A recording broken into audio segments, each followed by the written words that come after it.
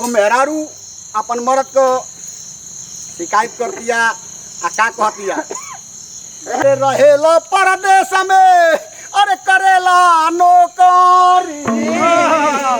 अरे करेला नौकरी आ देवरा मारेला हो गड़हिया में गड़हिया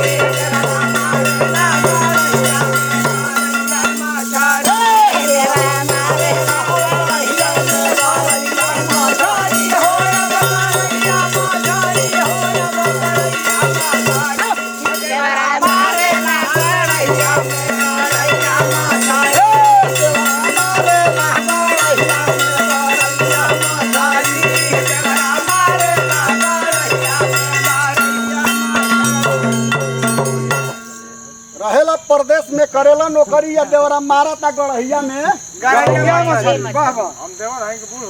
अरे नाना दो मसाला पीस के अरे भैली का गारी अरे भैली का गारी देवरा मारेला हो गड़हिया में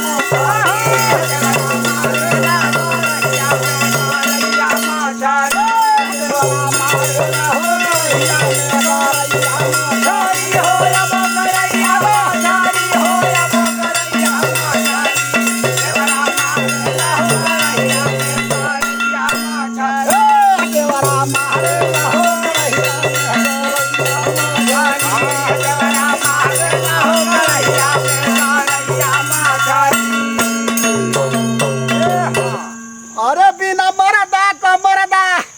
अरे बिना मोछिया का मरदा अरे हई बंधेला पगड़ी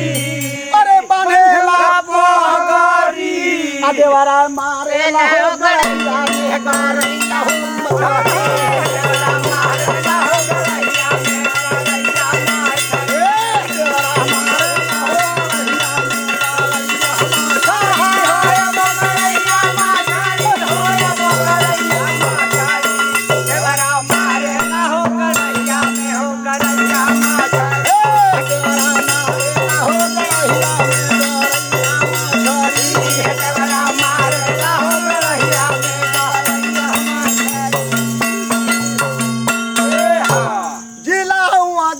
खाना बाजा मानिया